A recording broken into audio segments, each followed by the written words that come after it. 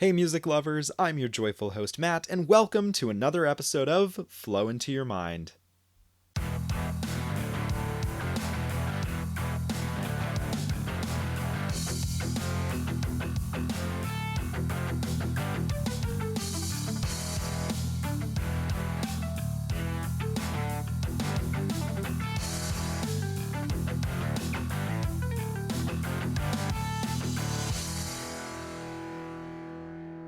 If you were to ask 1,000 random people what their favorite music genre is, most people will generalize and give you a broad answer: pop, rock, rap, country, metal. And that's perfectly understandable. Music is often tricky to categorize. Whenever one artist develops unique qualities that make them stand out and others try to replicate it, that is when we tend to see the birth of a subgenre. And even then, subgenres will frequently overlap. It gets complicated pretty quickly. And there's no question that heavy metal has the most variety when it comes to subgenres. Let's go back to those imaginary 1,000 people who were asked about their favorite music genre. I'm willing to bet that none of them would say symphonic metal. Unless some of them had just left a Nightwish concert, or maybe I happened to be one of those random people. I'm of the opinion that symphonic metal is the most creative and impressive music genre. Orchestral elements are infused with the core heavy metal sounds, which create a truly distinct and epic soundscape. Whenever I try to explain symphonic metal to people, I tell them, think of Trans Siberian Orchestra's music and then remove all the Christmas. The only symphonic metal band that people tend to recognize is Evanescence, since their song, Bring Me to Life, still gets plenty of radio play. For today, I am very excited to share the first of many symphonic metal bands I hope to present about on Flow Into Your Mind. Without any further ado, have a seat with your beverage of choice, and let me give you some history about Stream of Passion. Stream of Passion is a gothic symphonic metal band based in the Netherlands. The band was conceived as a side project by Arjen Anthony Lucassen, a multi-instrumentalist who has been an active musician and producer since about 1980. Lucassen is one of the top creative minds in the world of progressive and symphonic metal. He's been directly involved as a musician, writer, and producer in no less than 9 different bands, plus his own solo career, and he's contributed to so many other projects that he's now credited on over 50 albums. Oh dear God, I probably have to look through all that material to find more music I should talk about. Now, because Arjen has a long creative history, here is a short snippet that is important for today. The year was 2004. Arjen had just released The Human Equation, which was the 6th studio album for his main project, Ayreon, and he had already dropped one side project called Ambion since it was a total flop. Yikes, these bands all sound really similar to his name and to each other. Ayreon, Arjen, Ambion. Anyway, another of his side quests, called Star One, was just coming into the fold with its debut album, so naturally, Lucassen was ready to take a break. Nope, on the other hand, he was actually looking to expand his music empire even further and made yet another side project in 2005, which he called Stream of Passion. In order to continue here, we need to go back a moment to Ayreon. When starting to create the album I mentioned before, The Human Equation, Arjen posted a casting call online for unknown singers to feature their talent.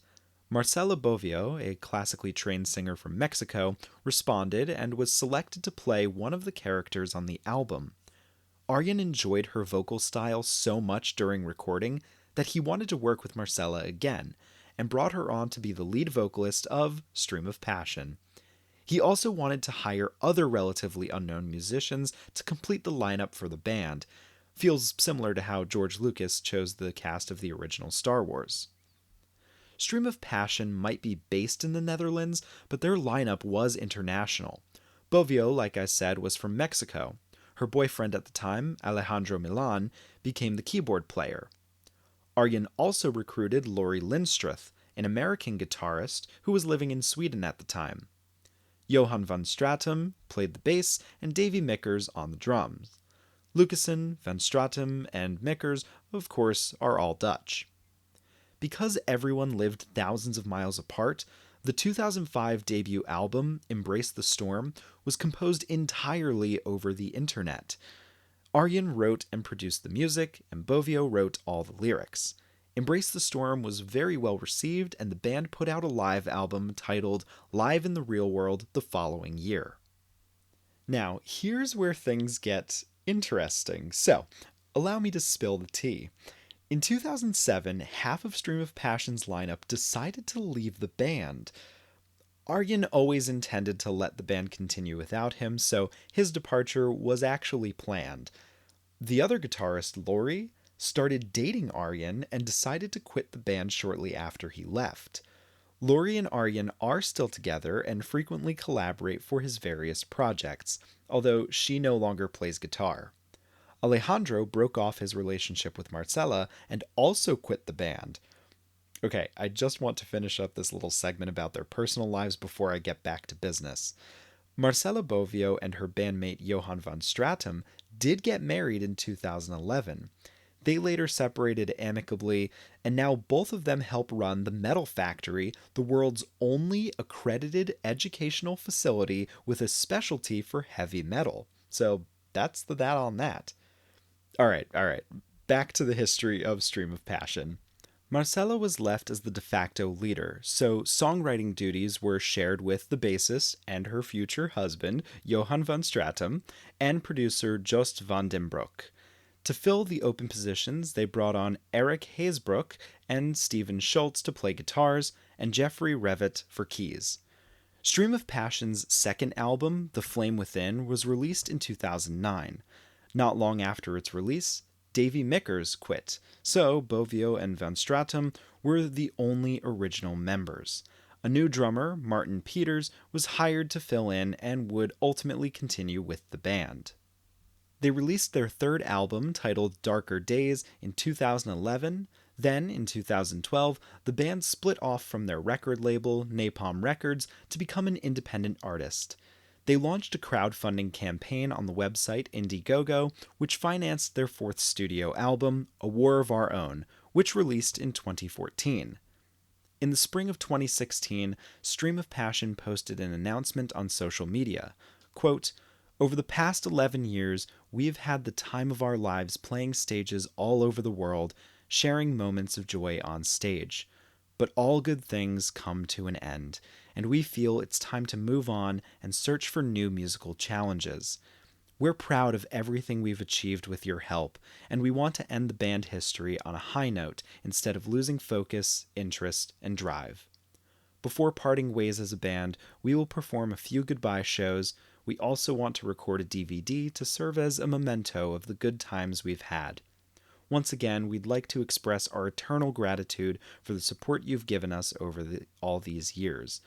All of us will continue to make music one way or another, so we still hope to see you soon on a stage near you. Thank you for being part of the wonderful adventure that has been Stream of Passion." End quote. The band released a live album entitled Memento and performed a final show on December 28th, 2016. And that was it. Or so fans thought. In 2022, Stream of Passion announced that they reformed, and they would play live in 2023. And in September of 2023, they released an EP of newly recorded material called Beautiful Warrior. Just like Conception, here is another incredible comeback story for a band that everyone thought was finished. Finally, with the history covered, we can talk about the insanely creative music that Stream of Passion have produced over the last 20 years. Something that I've always loved with their style is the mixing of the keyboard on all of their albums. However they did it, the piano is clearly heard over the drums and guitars. They also weave intricate violin parts into most of their songs, and those are all performed by vocalist Marcela Bovio. In my opinion, the debut album Embrace the Storm is their strongest. That said, Stream of Passion always delivers music of excellent quality and has retained a lot of consistency with their sound. I recommend listening to Embrace the Storm all the way through, from start to finish. You certainly don't have to, but man, it gives you such an awesome feeling. If nothing else, I implore you to listen to the first two songs back to back. Spellbound serves as a fabulous intro to Passion. And that song Passion is so quintessentially symphonic metal. Strings and bass will often set the mood for their songs. I also love the lo-fi effect applied to the drums that comes around a few times in the album. I need to keep myself reined in a little bit here because I could very easily gush about Marcella Bovio's gorgeous vocals for the next hour. Marcella has such a haunting sound. Songs like Passion, Wherever You Are, Embrace the Storm, and Calliope. I also appreciate the song Nostalgia from this album since it has Marcella sing in her native Spanish. If there's any reason that you should listen to Stream of Passion, it's for Marcella Bovio. The Flame Within has a few songs that clearly stand out to me. A Part of You is my top song recommendation from this album. It might be a touch on the heavier side, but you still hear the piano and strings bringing in those classical elements. Burn My Pain is a gothic masterpiece of a song. One other thing that I often thought about while listening to Stream of Passion's songs is that they could be easily adapted for a Broadway musical. Take Burn My Pain for an example. It has a similar vibe to Dangerous Game from Jekyll and Hyde the musical. So if you enjoy show tunes, I think you should check out Stream of Passion. The third album, Darker Days, has possibly my favorite Stream of Passion song on it. Actually, it's the track that opens the album, titled Lost. What an insane song. I have trouble explaining exactly what impresses me so much about this track. It is so musically satisfying, and the strings feel like they move the track forward in really unique ways. My jaw almost fell straight to the floor when I listened to it for the first time.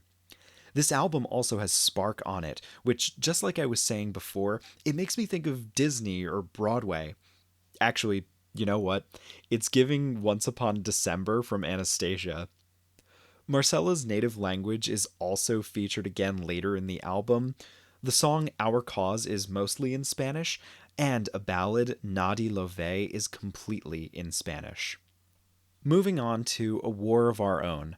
The opening track, Monster, is their most popular song. It's definitely one of my favorites along with Lost. Monster, however, is not quite as complex. It still has all of the characteristics that people enjoy with Stream of Passion. Marcella's haunting vocals, some Spanish lyrics, fast-paced violins, and deep, powerful, chugging metal tones. I think Monster also shows off Marcella's remarkable range. Plus, there's a really nice music video associated with it. The band picked up exactly where they left off with the release of Beautiful Warrior. Just like Embrace the Storm, I would encourage you to listen to this EP from start to finish. Tonight is my favorite song from this mini album, with Chasing a Ghost being a close second. It's so refreshing to hear Marcella's voice sounding exactly as it did 20 years ago. The only thing I can say that takes me out of Stream of Passion's music occasionally is that it can all start sounding a little bit repetitive. If you enjoy consistency with your music artists, Stream of Passion is a very safe bet.